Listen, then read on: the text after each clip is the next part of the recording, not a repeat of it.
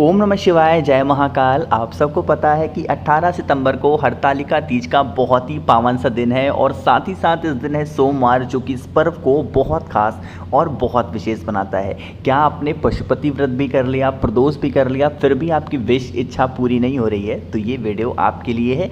बस आपको लेना होगा चूड़ियाँ और छोटा सा उपाय करिएगा। इस प्यारे से दिन पे आपकी सारे विशेष, सारी इच्छाएँ बहुत जल्दी पूरी होंगी। ठीक है, कैसे करना है आपको बताऊँगा। हम लोग एक एक उपाय की तरफ बढ़ते हैं। सबसे पहले हम लोग बात करते हैं लाल चूड़ियों का उपाय, जो कि हमें मनोकामना पूर्ति के लिए ज़रूर करना चाहिए, है ना।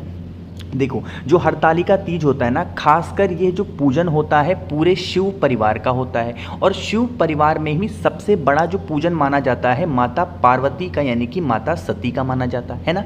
आपको क्या करना है, इस तरीके से लेना होगा लाल चूड़ियाँ। अब लाल चूड़ियाँ कोई ज़रूरी नहीं कि 4 ही लो, कम से कम 1 डिब्बी लाल चूड़ियाँ लेना। ठीक है, लाल चूड़ियाँ लेना, साथ ही साथ लेना होगा आपको सिंदूर भी। क्या लोगे, लाल चूड़ियाँ लेना और सिंदूर लेना और बिंदी ले लेना, इन 3 चीज़ों को लेना।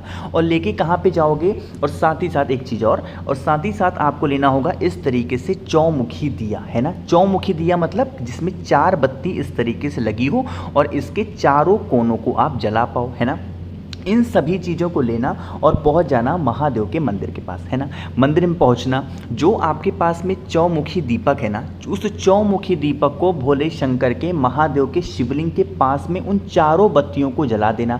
लेकिन उसमें कौन सा चीज़ डालोगे, इसमें आपको सिर्फ और सिर्फ घी ही डालना है, और आपको इसमें तेल वगैरह कुछ भी नहीं डालना। घी का दिया, चौमुखी दीपक आपको जलाना होगा सबसे पहले कहाँ पे, भगवान शंकर के शिवलिंग के पास में। सुबह करना चाहो सुबह करो, शाम को करना चाहो शाम को करो। पहला काम तो ये आपको करना है ना। दूसरा काम क्या करोगे, दूसरा काम करना होगा भोले शंकर के मंदिर में ही कहीं पर भी माता सती की ज़रूर कोई फोटो, मूर्ति, प्रतिमा लगी होगी ना। आपको क्या करना है, जो आपके पास में चूड़ियाँ हैं, जो आपके पास में बिंदी है, जो आपके पास में सिंदूर है, अपनी कामना, अपनी विशेष, अपनी इच्छा, जीवन के जो भी कष्ट होते हैं इस हरतालिका तीज पर इन 3 चीज़ों को माता सती के सामने वहाँ पे रख देना। बैठ करके जो भी विनती करनी हो, जो प्रार्थना करना हो, जो भी जीवन के कष्ट हो, वो खत्म हो जाते हैं ना। ये पहला काम आप सभी लोगों को कल हरतालिका तीज पे ज़रूर करना चाहिए। ठीक है, चलो आगे बढ़ते हैं। अब इसी वीडियो में हम लोग अपने दूसरे उपाय की तरफ, जो कि आप सबको, चाहे वो मैरिड हो, चाहे अनमैरिड हो, चाहे आपकी व्रत रहते हो या फिर व्रत ना रहते हो, ठीक है, उस कंडीशन में आपको क्या करना है, हरतालिका तीज पर आपको इस तरीके से सुहाग का सामान, मुझसे बेहतर आप लोग जानते होंगे कि सुहाग के सामान में कौन कौन सी चीज़ें आती हैं, तो वो सुहाग का सामान आप लेना, है ना।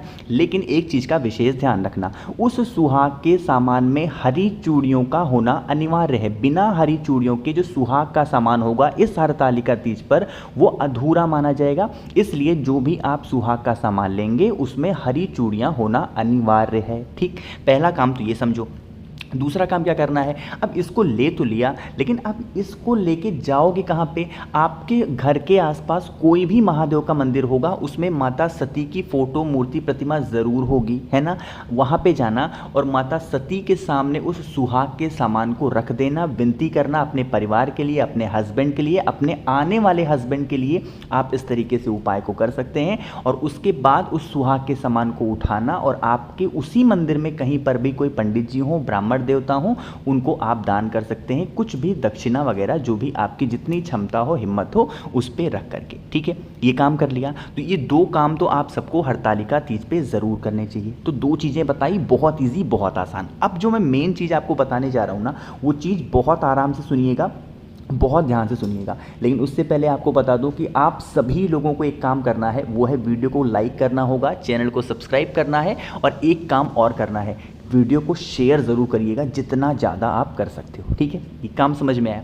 अब चलो बताते हैं कैसे करना है इस उपाय को, लेकिन उससे पहले फ़ायदे समझ लो। देखो, ऐसा होता है कि आज के टाइम पे ना, चाहे वो हस्बैंड वाइफ हो, ठीक है, चाहे आपके घर में कोई भी सदस्य हो, आज के टाइम पे बिजी लाइफ इतनी हो गई है ना कि लड़ाइयाँ बहुत होती हैं। खासकर ये उपाय हस्बैंड और वाइफ, यानी पति और पत्नी में अगर आपसी प्रेम है ही नहीं, बहुत परेशान रहते हो ना, तो उसमें क्या करना होगा, इस हरतालिका तीज पर आपको लेनी होगी हल्दी की गांठ। कितनी गांठ लोगे, आपको हल्दी की 11 गांठ लेनी होगी, गिन करके 11 गांठ। ठीक, 11 गांठ ले लिया। अब इस 11 गांठ को लेके कहाँ पे जाओगे? भोले शंकर के मंदिर में जाओगे, जहाँ पर माता सती की फोटो, मूर्ति, प्रतिमा लगी हुई हो, वहाँ पे जाना। चाहे भोले शंकर के साथ में ही वो हो, कोई दिक्कत नहीं है, आपको जाना होगा और एक एक करके आपको उस हल्दी की गांठ को माता सती के सामने आपको रख देना होगा। ठीक है, एक एक करके रखना, हाथ जोड़ करके विनती करना कि हमारे हस्बैंड में, हमारी वाइफ में इस तरीके से दिक्कत होती है, आप कुछ भी ऐसा करें जिससे जैसे आप लोगों का रिश्ता, मतलब आप लोगों का मतलब जैसे माता आपका रिश्ता इस तरीके से कायम है, पूरी दुनिया आपका उदाहरण देती है, इसी तरीके से हम लोग का भी जो प्रेम है, प्यार है, वो ऐसे बना रहे। अपने अकॉर्डिंग जैसे भी प्रार्थना आपको करनी है, प्रार्थना करना।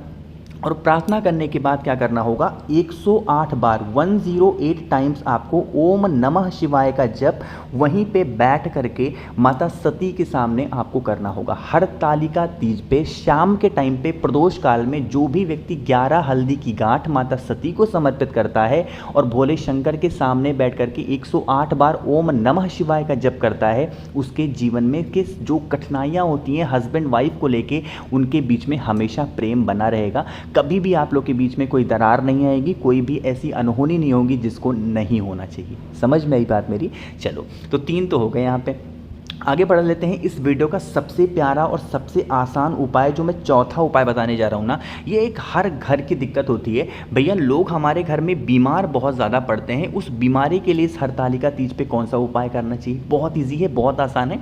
लेकिन आपको बता दूँ कि अगर आप लोगों में से किसी को भी मुझसे फ़ोन पे बातें करनी है, मैसेज बातें करनी है, तो आप मुझे इंस्टाग्राम या फिर फेसबुक पे सेम ID से फॉलो कर सकते हैं, द नेचुरल प्लैनेट 108। ठीक है, चलो इस उपाय को समझते हैं। स्क्रीन पर आपको दिख रहा होगा बेलपत्र, दिख रहा है ना? तो हमें इसी तरीके से एक बेलपत्र चाहिए, बहुत प्यारी सी, बहुत ही ज़्यादा सुंदर सी, कहीं से कट्टी पिट्टी हुई ना हो।